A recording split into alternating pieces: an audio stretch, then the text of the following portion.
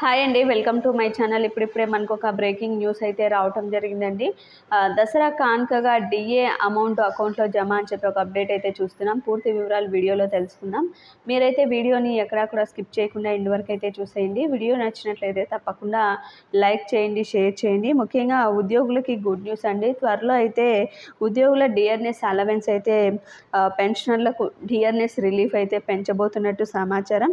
ఇదే జరిగితే ఉద్యోగులకి హ్యాండ్ ఇన్ శాలరీ భారీగా అయితే పెరుగుతుందండి. మీడియా రిపోర్ట్స్ ప్రకారం కనుక గమనించినట్లయితే అక్టోబర్ నెలలోనే కేంద్ర ప్రభుత్వ ఉద్యోగులకి డిఏ పెరిగే అవకాశం అయితే ఉందండి. ప్రభుత్వం దీపావళికి ముందే ఎంప్లాయీస్కి గుడ్ న్యూస్ అయితే చెప్పనుందండి. ముఖ్యంగా ప్రస్తుతానికి దీనిపై ఇంకా ఎటువంటి అధికారిక ప్రకటన రానప్పటికీ నివేదికల ప్రకారం మాత్రం ఈసారి డిఏ 3 నుంచి 4% అయితే పెరగబోతున్నట్లు సమాచారం.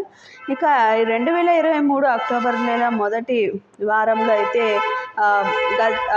ముందు అంటే అప్పుడు జూలై డిఏ 2023కు సంబంధించి కూడా ప్రకటించడం జరిగింది. ఈసారి కూడా ఖచ్చితంగా అక్టోబర్లోనే ఈ 2024 జూలై డిఏను ప్రకటిస్తారన్నట్లు సమాచారం.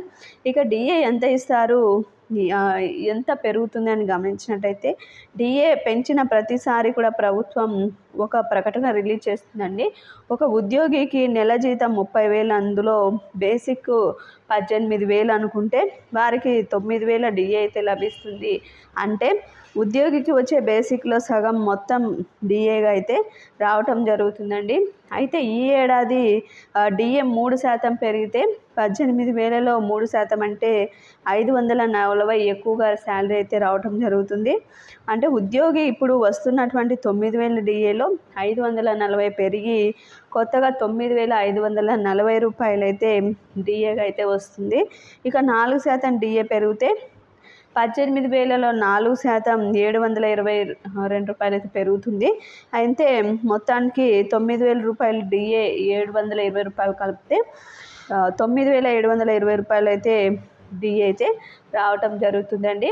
ఖచ్చితంగా ఈ అక్టోబర్ నెలలో అయితే దసరా కానుకగా డిఏని అయితే జమ కాబోతున్నట్లు సమాచారం. మీకు వీడియో నచ్చినట్లయితే తప్పకుండా లైక్ చేయండి, షేర్ చేయండి. Thank you for watching.